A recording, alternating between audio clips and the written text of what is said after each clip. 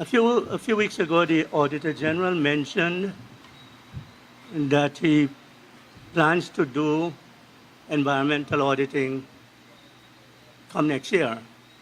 And I guess he's saying that in the context of our oil find. I'm seeking to give you an answer. I'm trying to answer the following questions that are on the screen. What is environmental auditing? Why is it so important in today's environment? How is it different from other forms of auditing?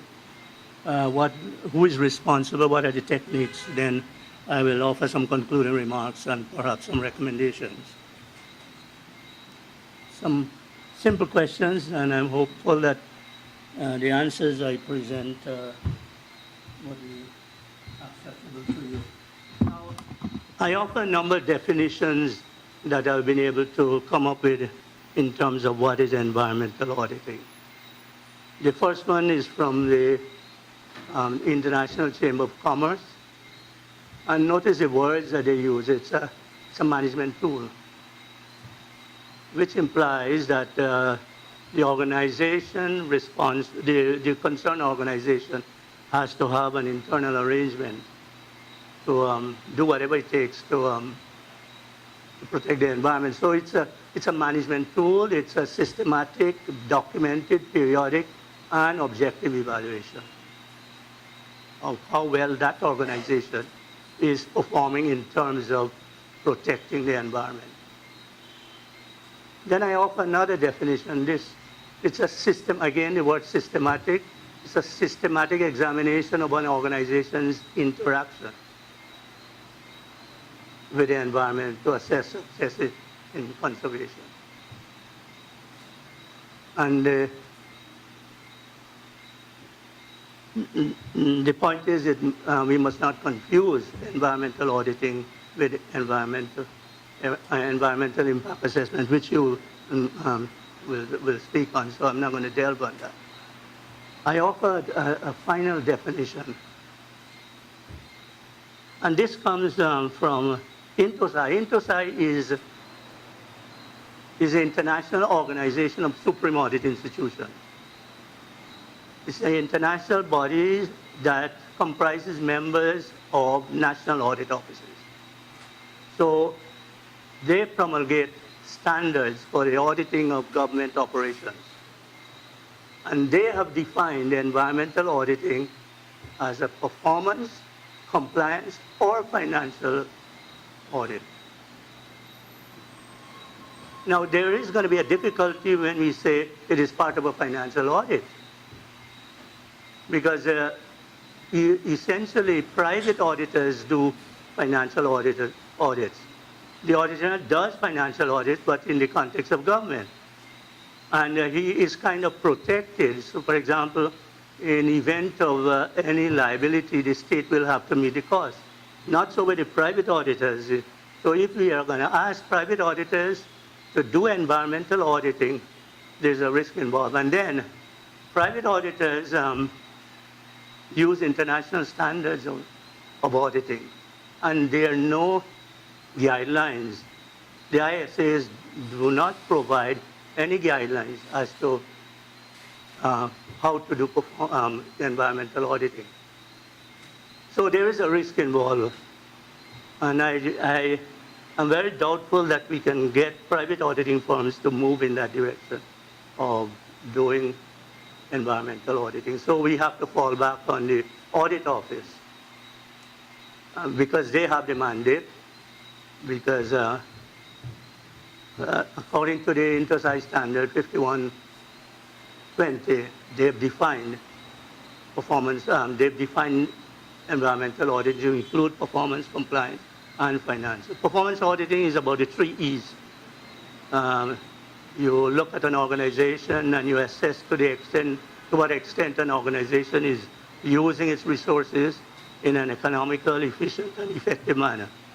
Plus, you could add another E with due regard to the concerns about the environment. Then you can add another E, equity. Then you can add another E, ethics. So there are about performance auditing covers the 6 E's, though we tend to speak only of 3 E's. So it is within the mandate of the audit office to do environmental auditing under performance auditing, even under financial auditing, because this is where the standard is saying, or compliance auditing. Compliance auditing is review the operations of an organization to assess the extent to which they're complying with applicable laws, regulations, rules, policy guidelines. And invariably that will take you into environmental issues, environmental laws. So we can safely say, yes, the Auditor-General has a mandate to do environmental auditing. But the debate is whether private auditors. Now we have a situation in Guyana where private auditors are working on behalf of the Auditor-General. So what is their position? I would say if they work on behalf of the Auditor-General, they're covered in terms of liability, and therefore they should do environmental auditing. If they're doing it for a company like banks or so, then there's likely to be a problem, unless they have a special engagement to do environmental auditing. The history of it started with the establishment of EPA in the United States, where there was no legislation in place. I offer my own definition. When I look at all the definition and my own experience, this is what I came up with as to what I believe environmental auditing should all be about. I need not read it out. It's there. I've touched on most of them already. Now, why is it so important? I'm going to very quickly, this is an area that I'm very concerned with, and for the past maybe 2 months I've been highlighting in my introductory section of my articles every Monday. Now look at this. Global temperature is likely to rise by 2 degrees Celsius by the end of the century. Across the USA, average temperatures since the 1980s have risen faster than in the past 1,700 years. Each of the last 3 years has been the warmest on record globally. And scientists have all agreed that the main cause is the burning of fossil fuel. That's the main cause. So we've got a problem in Guyana. 12.6 million people died globally due to pollution, extreme weather, and climate change-related disease. Climate change between 2030 and 2050 will cause another 250,000 deaths. It will be fatal to go outside in certain parts of the world because of soaring temperatures. India, Bangladesh, and southern Pakistan, where 1.5 billion people live, are at risk. The likely consequences of all of this is there for you to see. USA spent $350 billion in the last decade to deal with climate change. So what do? We need to dramatically shift from the use of fossil fuel to clean, renewable energy. Dirty fossil fuel is a term that Al Gore has used, not me.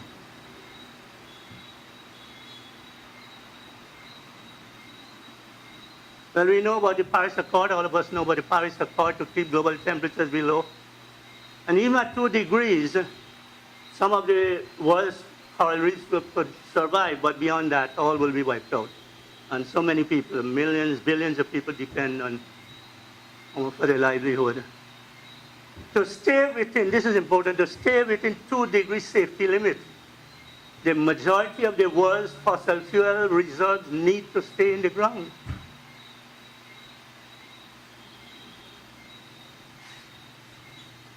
If existing fossil reserves are exploited, global temperatures will increase by 6 degrees Celsius, resulting in fall in oxygen level and threat to survival.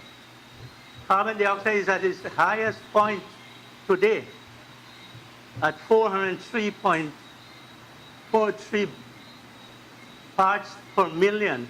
Compared with 2015, it was 400, still high. 54 billion tons a year emissions due to burning of fossil fuel. We need to reduce it to 42 billion. There are lots of lawsuits out there and against all companies. But knowingly and recklessly creating an ongoing public nuisance that is causing harm and now is future risk to human life. ExxonMobil, there's a lawsuit for misleading the public.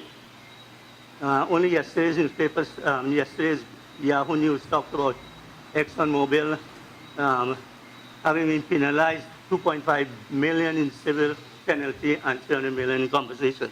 This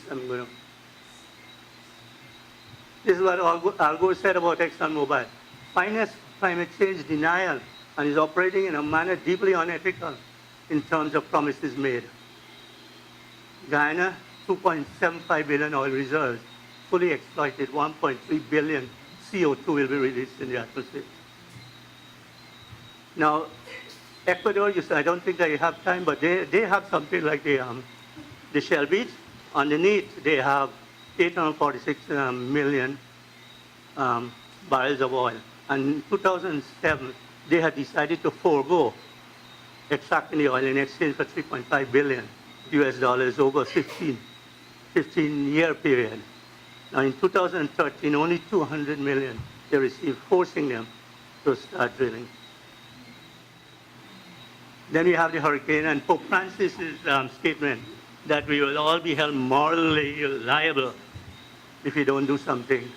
And in Antarctica, you have all sorts of problems. 400 feet waterfall, 2 icebergs, the Polinia that was discovered recently in the middle of the continent. Now, some global efforts. India is doing wonders. China is doing wonders. UK, France, they've all decided to end the sale of fossil fuel cars or manufacture by 2040. Do you know that 20 pounds of, every time you drive and you burn a gallon of gasoline, it's 20 pounds carbon going into the atmosphere. 20 pounds carbon dioxide. Toyota will end its production of internal combustion vehicles by 2050. India has their technology is such now that they're producing batteries at 2.44 rupees per kilowatt hour. They've reduced. They're using renewable energy. There are 3 forms of auditing. Now, how is it different from other forms? As I said, not much of a difference. We spoke about this, so I will just skip that. Now, if I were to coin a real comprehensive definition of what auditing is about, encompassing all the elements, this is what I come up with. It's not only financial, but also operational, and covering economy, efficiency, effectiveness, ethics, the environment, and I also add principles of equity, fairness, transparency, and competitiveness.